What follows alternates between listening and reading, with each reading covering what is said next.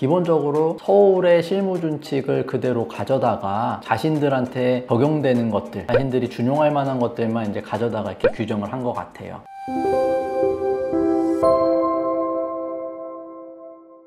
네, 오늘은 광주지방법원 실무준칙에 대해서 한번 말씀드려 보려고 하는데요. 광주지방법원에도 개인회생 파산에 대한 실무준칙이 존재하냐, 이렇게 좀 의문을 가지시는 분들이 있을 거고, 실제로 실무에서, 현업에서 근무하시는 분들도 광주지방법원에 실무준칙이 존재한다라는 거는 모르시는 분들이 아마 대부분일 겁니다. 왜냐하면 법원 홈페이지에서도 전혀 공개를 하고 있지 않거든요. 근데 이제 최근에 제가 업무를 하다 보니까 아마 실무에서 일하시는 분들, 많은 분들이 느끼시는 걸 텐데, 광주는 도대체 무슨 근거로 이런 식으로 업무를 처리를 하냐, 이게 과연 근거가 있는 거냐, 이런 의문들을 많이 가지고 계신 분들도 있고, 저 역시도 이제 그런 의문이 있어서, 그래서 실제로 제가 광주지방법원에 정보공개 청구를 해봤는데, 이 정보공개 청구 내용은 개인회생 파산 사건의 처리 지침, 실무준칙, 직무 편람, 예구 등 명칭을 불문하고 개인회생 파산 사건의 재판 진행 및 처리와 관련한 업무 규정이 있다면 이를 공개하여 주시기 바랍니다 라고 이제 제가 11월 12일 날 정보공개 청구를 했고, 그랬더니 24년 11월 14일 날 회신이 왔습니다.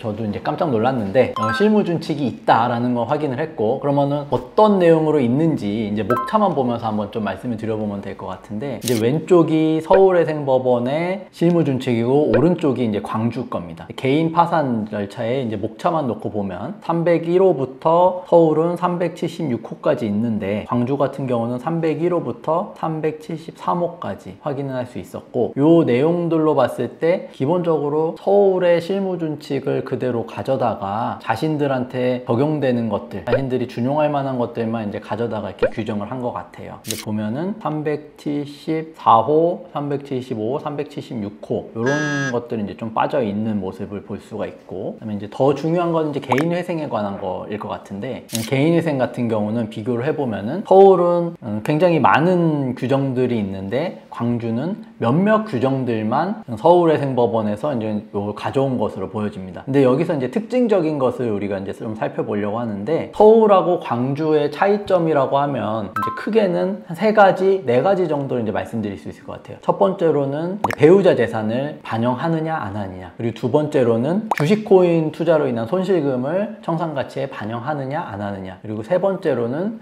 변제 기간을 특정한 경우에 단축을 해주느냐, 아니면 변제 기간을 얼마 이상으로 강제적으로 올리게끔 하느냐, 이제 이런 부분일 것 같고, 마지막으로 금지 명령이 나오느냐 안 나오느냐도 이제 절대적인 차이일 것 같아요. 이렇게 살펴보면은 배우자 재산에 관한 거는 서울에 406호 배우자 명의 재산이라는 요 항목이 있는데, 광주 같은 경우는 406호에 관한 사항이 없죠. 그리고 408호도 서울은 주식 또는 가상화폐 투자 손실금에 관한 거를 실무준칙으로 규정을 하고 있는데, 광주는 역시 408호도 빠져 있습니다. 그리고 424호 같은 경우는 변제 계획에 변제 기간 이렇게 되어 있어요. 그래서 뭐 변제 기간을 2년으로 단축할 수 있는 경우들을 나열을 해놓고, 거기에서 이제 추가 요건이 있으면 뭐 18개월까지도 단축할 수 있고, 그리고 최근에는 뭐 전세 사기 피해자의 경우에도 변제 기간을 2년으로 단축할 수 있다라는 규정들을 넣어놓고 있는데, 광주는 이제 이런 내용들이 전혀 없는 거 좀 이제 아쉽다라고 볼 수 있을 것 같고, 그리고 금지 명령에 관한 거 403호는 서울도 403호 중지명령 등의 발령, 광주도 402호로 중지명령 등의 발령이라는 게 있습니다. 근데 이제 요 차이점을 한번 좀 살펴보면요, 서울 같은 경우는 제2조 2항에 원칙적으로 중지명령 등을 발령한다 이렇게 되어 있어요. 2조 2항 마지막 부분에. 그런데 광주 같은 경우는 그런 내용이 전혀 없습니다. 그러니까 뭐 요걸 근거로 하는지는 어쩐지는 모르겠지만, 기본적으로 서울은 원칙적으로 개인회생 절차의 남용이라고 볼 만한 사정을 제외하고는 중지명령, 금지명령을 다 내려준다 라고 되어 있고, 실제로도 그렇게 업무가 진행되는데, 광주 같은 경우는 정말로 안타까운 사정이 있거나 그런 경우가 아니라면은 원칙적으로 금지명령, 중지명령을 발령하지 않는 걸로 보여지는데, 이런 부분들도 실무준칙에 일정 부분 나타나 있는 것 같습니다. 그래서 제가 봤을 때는 요 실무준칙은 2019년도에 이제 제정되고 그 이후에는 별도로 개정이 이루어지지 않은 것 같은데, 그래서 이제 재판 처리라든지 업무 진행도 서울이라든지 여타 회생법원에 비해서는 많이 좀 동떨어져 있고 개선돼야 될 부분들이 많아 보이는 게 현실이고, 이 부분들은 조금